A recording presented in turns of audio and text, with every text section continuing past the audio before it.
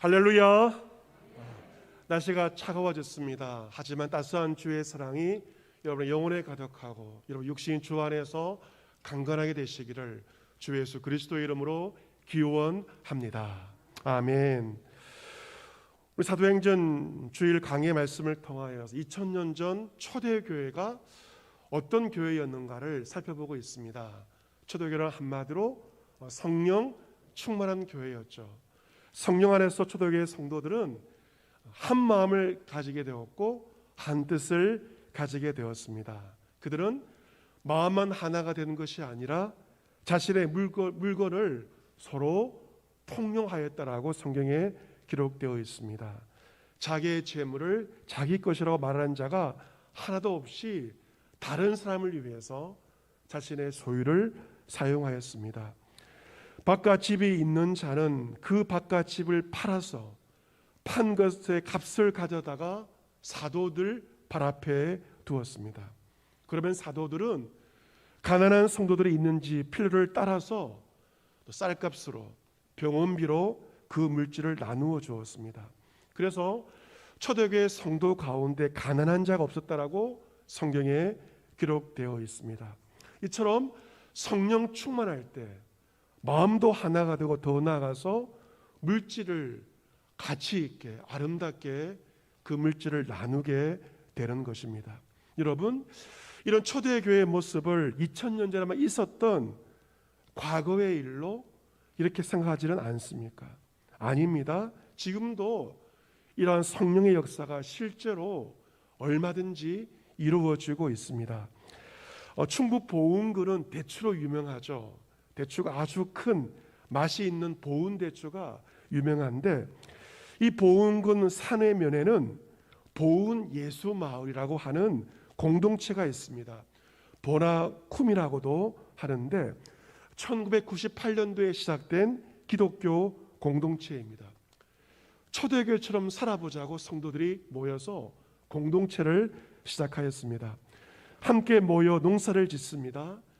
자녀들 교육은 홈스쿨링을 하고 있습니다. 농업을 통해서 선교에 힘쓰는 아주 좋은 믿음의 공동체입니다. 그들은 이 공동체를 시작하기 전에 함께 성경 공부도 하고 오랜 시간에 걸쳐 많은 교제를 나누었고 마침내 23년 전에 초대교회 같은 공동체를 시작한 것입니다. 오랜 준비를 하였지만 막상 살아보니 여간 어려운 일이 많은 것이 아니었습니다. 함께 공동체를 이루면서 성도들은 두 개의 파로 나누어지게 되었다고 합니다. 한 부류의 성도들은 100% 우리의 물질을 공유해야 한다라고 주장하였습니다.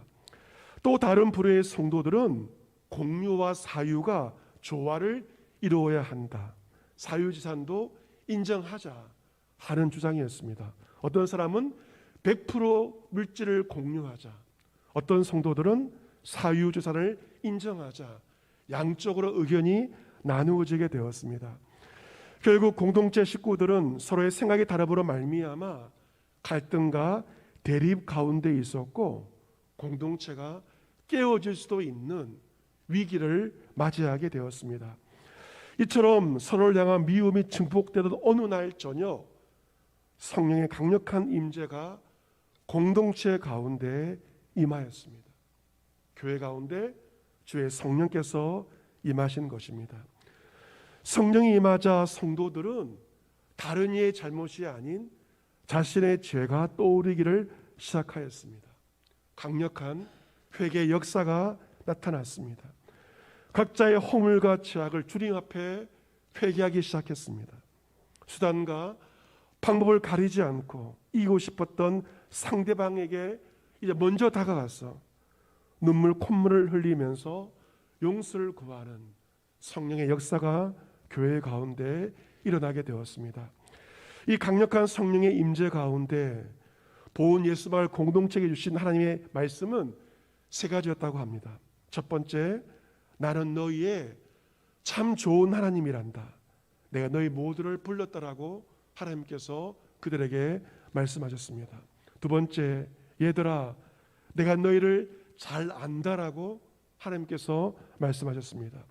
세 번째, 내가 이 공동체를 통해서 영광을 받겠다라고 성령께서 말씀하셨습니다. 이 성령의 임재를 통하여서 공동체가 완전히 달라졌습니다. 성령 안에서 그들은 초대교회 성도와 같이 비로소 한 마음이 되었고 한 뜻이 되었습니다.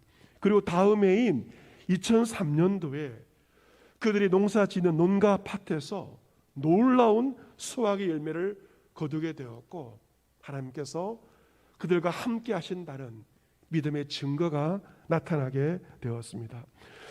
그 다음에 지역사회도 바뀌어지게 되었습니다. 그 마을은 2005년도 농림부에서 주관하는 녹색 농촌 체험마을로 선정되어서 2억 4천만 원을 지원받게 되었습니다. 행정자치부로부터 생활기반 조성 사업의 일환으로서 20억 원의 그러한 돈이 정부의 지원금이 마을로 들어오게 되었습니다. 그 돈으로 마을의 도로가 새로 건설되었습니다. 상하수도 시설이 새롭게 정비되었습니다. 마을의 담장도 돌담으로 예쁘게 바뀌어지게 되었고 마을의 자그마한 공원도 새롭게 만들어지게 되었습니다. 더운 예수마을 공동체, 이름은 예수마을이었지만 서로의 생각이 다름으로 말미암아 내적인 갈등으로 깨어지기 일보 직전에 실패한 공동체였습니다. 하나님께서 성령을 보내주셔서 공동체가 온전히 회복되게 되었고 교회가 회복되자 마을까지도 아름답게 변화되었습니다. 이것이 바로 성령 하나님의 역사하심입니다. 초대교회의 역사하신 한 마음과 한 뜻이 되어서 서로의 물질을 통용하는 이 성령의 역사는 지금도 여전히 이 땅 가운데 일어나고 있습니다. 이러한 초대교회의 본이 되는 멋진 사람이 사도행전 4장 후반부에 나옵니다. 누구입니까? 바로 바나바입니다. 그는 밭을 팔아서 그 값을 가지고 사도들의 발 앞에 두었고 모든 성도들에게 본이 되는 믿음의 리더였습니다. 그런데 오늘 보면 사도행 5장을 보시면 이 바나바와 대조되는 인물이 나옵니다. 바로 부부입니다. 남편은 아나니아이었고 그리고 아내는 삽비라라고 이름하는 부부가 등장합니다. 이 바나바의 순전함과 바나바의 헌신과 아나니아와 삽비라 부부의 기만과 거짓과 탐욕은 너무도 큰 대조를 이루고 있습니다. 이 아나니아 부부 이 한 가정 때문에 말미암아 은혜로운 초대교회 공동체에 먹구름이 찾아옵니다. 그 거룩하고 성령 충만한 공동체에 탐욕과 기만의 바이러스가 초대교회 신앙 공동체에 침투하고 만 것입니다. 이 아나니아와 삽비라 부부 이야기는 구약 성경 여호수아 7장에 나오는 아간의 이야기와 매우 유사합니다. 이스라엘 여리고성을 점령할 때 하나님께서 말씀하셨죠. 모든 노획물은 나에게 바치라고 말씀하셨습니다. 하지만 아간은 여리고의 노획물 물질에 탐심을 가졌습니다. 그 중에 얼마를 비밀 내에 감추었습니다. 하지만 아간은 하나님을 속일 수 없었고 아간은 한 명의 범죄로 말미암아 이스라엘 전체가 전쟁에서 패하고 말았습니다. 이 구약의 아간과 신약의 아나니아와 삽비라 사건은 공통점이 있습니다. 바로 탐욕과 거짓에 관한 것입니다. 하나님 이스라엘 자손에게 이루어서의 노획한 물건들 중에서 그 어떤 것도 손대지 말라고 분명히 말씀하십니다.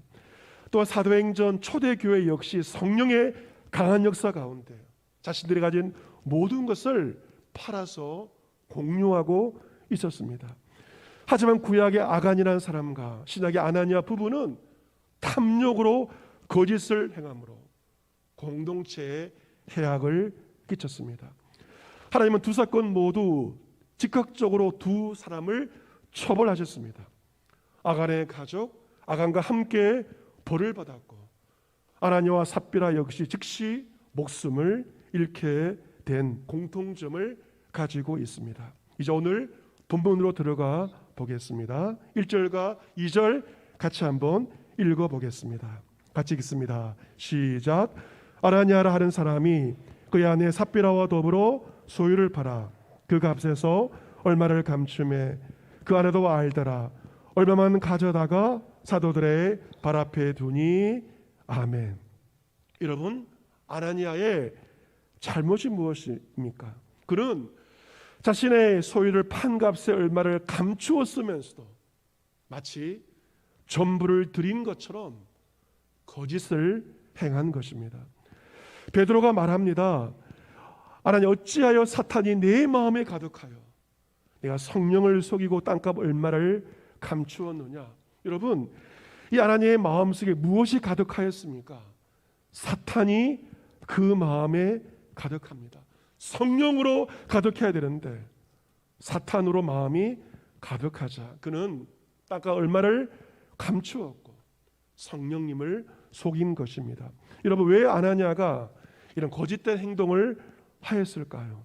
그 역시 바나바처럼 헌신의 사람으로서 성도들과 사람들에게 칭찬을 받고 싶었던 것입니다. 아나니아 부부는 하나님을 두려워하고 하나님께 칭찬받으러 하는 자가 아니었습니다. 내가 비록 거짓을 행하더라도 사람들에게 인정을 받고 싶어 하였던 것입니다. 그때 베드로가 말합니다. 본문 4절 말씀 같이 한번 크게 읽어보겠습니다. 4절 같이 읽습니다. 시작. 땅이 그대로 있을 때에는 내 땅이 아니며 판 후에도 내 마음대로 할 수가 없더냐. 어찌하여 이 일을 내 마음에 두었느냐. 사람에게 거짓말한 것이 아니요 하나님께로다. 아멘. 지금 아나니아가 누구를 쓰고 있습니까? 사도 베드로를 쓰고 있습니다. 더 나아가 그는 초대교회와 초대교회 성도들을 기반하고 있고 초대교회 성도들을 속이고 있지 않습니까? 베드로가 말합니다. 지금 너는 사람에게 거짓말을 한 것이 아니라 누구에게? 하나님께 거짓말을 한 것이다. 여러분, 이 말씀을 잘 유념하셔야 됩니다. 교회를 속이고 목회자를 속이고 성도를 속이는 것은 사람만을 속이는 것이 아니라 누구를 속이는 것이다. 하나님을 속이는 너무도 큰 중범죄임을 여러분 꼭 기억하셔야 합니다. 그 죄의 대가가 무엇입니까? 5절에 그 죄의 결과가 기록되어 있습니다. 아나니아가 이 말을 듣고 엎드려져 혼이 떠나니 이를 듣는 사람이 다 크게 두려워하더라. 목회자를 속이고 교회와 성도를 속이고 더 나아가 하나님을 속인 아나니아가 그 자리에서 즉사하게 됩니다. 젊은 사람들이 일어나 시신을 싸서 메고 나가서 장례 절차를 치르게 됩니다. 이 아나니아의 죽음은 자연사가 아닙니다. 병사도 아닙니다. 하나님의 심판으로 인한 죽음이기에 아내도 없이 즉시 아나니아의 장례를 치르게 되었습니다. 그로부터 3시간이 지났습니다. 그의 아내가 그 모든 일들을 알지 못하고 오게 됩니다. 베드로가 8절에서 그녀에게 이렇게 질문합니다. 그 땅을 판 값이 이것뿐이냐? 나에게 말하라. 지금 베드로는 아나니아가 아내 삽비라와 함께 공모하여 자신을 속인 것을 이미 알고 있었습니다. 그런데 왜 다시 한번 질문을 한 것입니까? 그녀에게 마지막 기회, 살 수 있는 마지막 기회를 준 것입니다. 하지만 아내 삽비라가 마지막 기회를 놓치고 거짓으로 말합니다. 예, 이것뿐이다. 예, 이것뿐입니다. 그때 베드로가 말합니다. 내가 어찌 함께 꾀하여 주의 영을 시험하려 하느냐? 왜 성령님을 시험하려 하느냐? 보라, 내 남편을 장사하고 오른 사람들의 발이 문 앞에 이르렀으니 이제 너를 메어서 내 가리라. 이 말을 하자 그녀가 베드로의 발 앞에 엎드려져 그녀의 혼이 떠나게 되고 젊은 사람들이 그녀의 남편 곁에 장사를 치르게 됩니다. 부부가 함께 공모하여 주의 영을 시험한 이 아나니아와 삽비라 부부는 하나님의 심판을 받고 그날 같은 날짜에 줄초상을 치르게 되었습니다. 이 일이 있자 본문 11절 같이 한번 읽어볼까요? 11절 같이 읽습니다. 시작. 온 교회와 이를 듣는 사람들이 다 크게 두려워하니라. 아멘. 이 일을 들은 모든 사람들의 소름이 돋았습니다. 너무도 무서워서 소름이 돋았습니다. 하나님 왜 이들 부부에게 회개할 또 한 번의 기회도 주시지 않고 곧장 처벌하셨을까 궁금해집니다. 그 이유는 바로 공동체를 위해서입니다. 공동체의 거룩함을 지키시기 위해서입니다. 하나님께서 내가 거룩하니 너희도 거룩하라 말씀하지 않으셨습니까? 하나님을 섬기는 하나님의 백성들 역시 하나님을 닮아 거룩함으로 옷을 입어야 합니다. 교회는 사람들만 모이는 동호회가 아니라 하나님께서 임재하시는 거룩한 하나님의 공동체입니다. 거룩하신 하나님께서 이 결코 죄와 함께 할 수 없기 때문에 공동체에 침투한 이 죄악의 바이러스를 제거하심으로 교회의 공동체를 살리신 것입니다. 여러분, 우리가 섬기는 하나님은 어떤 분이십니까? 살아계신 하나님이십니다. 하나님은 크고 두려우신 하나님이십니다. 사랑의 하나님이시지만 우리의 거짓과 죄악에 대하여 하나님은 진노하시며 하나님은 심판하십니다. 초대교회가 성만찬을 거행을 하였습니다. 지금도 우리가 성만찬을 하고 있고 코로나 때문에 하고 있지 못하지만, 그런데 이 성만찬이라는 것은 사람들 자신을 살피고 그 후에 떡을 먹고 잔을 마셔야 했습니다. 만약 주의 몸을 분변치 못하고 먹고 마시는 자는 자기의 죄를 먹고 마시는 것이었습니다. 하지만 초대교회의 일부 성도들은 함부로 성만찬에 참여하였습니다. 결국 그들은 주님께 징계를 받았죠. 어떤 사람은 병이 들었고 중병이 들었고 어떤 사람들은 죽는 자가 적지 않았다라고 성경에 기록되어 있습니다. 여러분, 함부로 성만찬에 참여했다가 병에 걸리고 죽는 하나님의 징계가 교회 가운데 임하게 되었던 것입니다. 여러분, 교회생활을 하는 것, 하나님을 섬기는 일은 참으로 두려운 일입니다. 내 마음대로 교회생활을 하다가는 주로만 주의 징계와 심판을 받게 되는 것입니다. 오늘 본문의 이 아나니아와 삽비라의 모습이 혹 여러분의 모습이지는 않습니까? 아나니아와 삽비라 가운데 침투하였던 사탄은 역시 우리 가운데 찾아와서 우리를 시험합니다. 무엇으로 시험할까? 여러 가지로 시험하지만 특별히 물질을 가지고 우리를 시험합니다.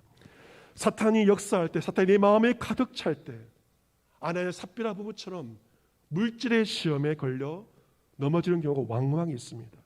그러면 하나님께 온전히 드려야 할 것을 가로챕니다.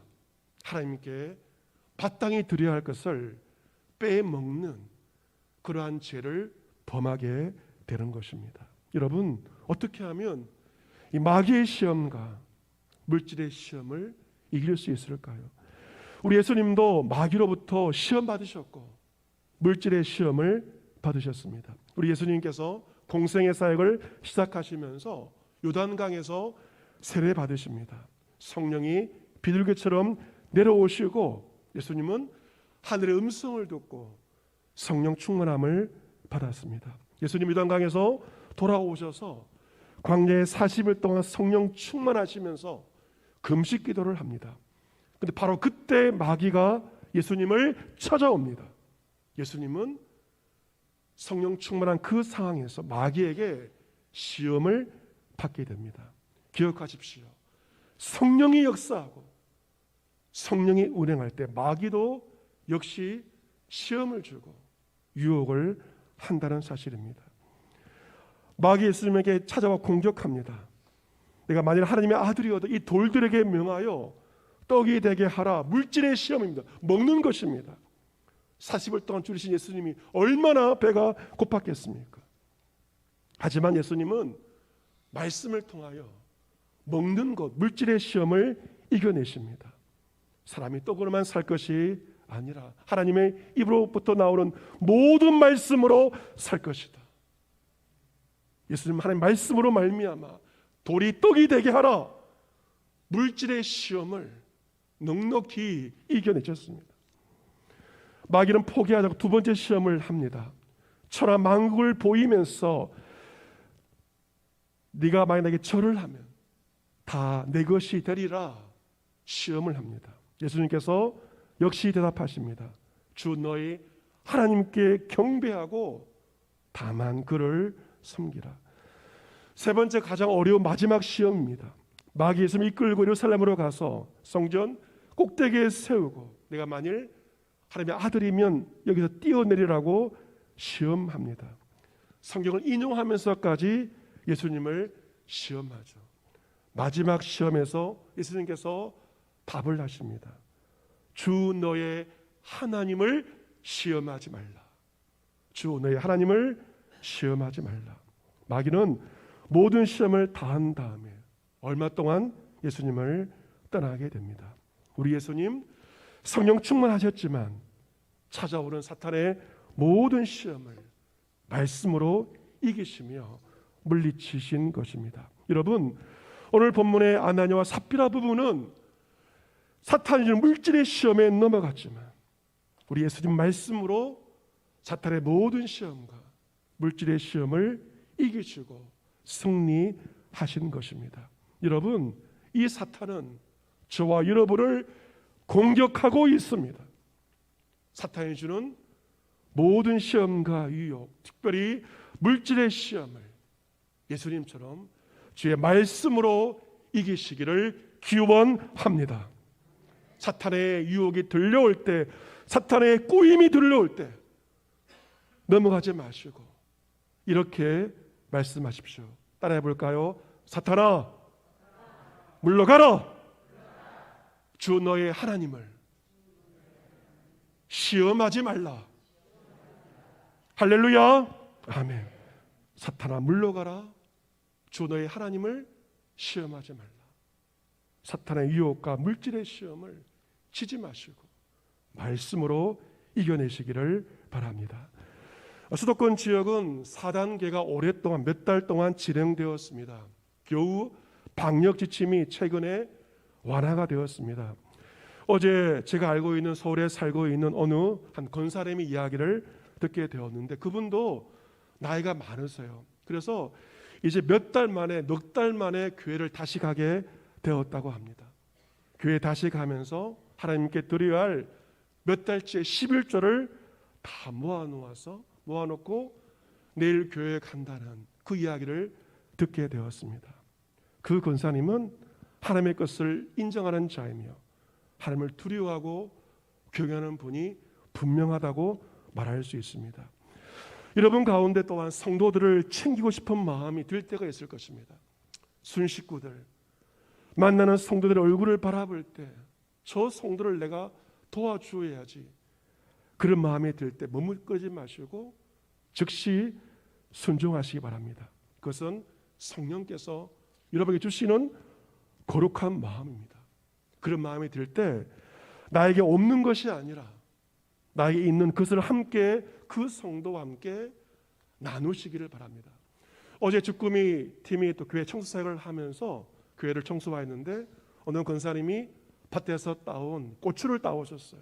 그래서 그 고추 저 맛있어 보였는데 함께 청소하는 그 팀원들이 함께 나누는 시간을 가지기도 했습니다. 나에게 없는 것이 아니라 나에게 있는 것을 나누는 것, 이것이 바로 성령의 진정한 역사입니다. 사랑하는 성도 여러분, 영국의 복음주의 지도자였던 존 스토트는 초대교회를 무너뜨리기 위한 사탄의 두 가지 전술을 말합니다. 첫 번째 전술은 세상의 권력자들이, 대제사장과 서기관들이 외부에서 무력으로 교회를 파괴하는 것이었습니다. 사탄의 교묘한 두 번째 전술은 오늘 본문처럼 교회 내부에서 거짓으로 교회를 파괴하는 것이었습니다. 외부적인 박해보다 더 어려운 것이 내부적인 시험이라고 말할 수 있습니다. 우리 교회 안에도 사탄의 시험이 찾아올 수 있습니다. 바로 거짓의 바이러스입니다.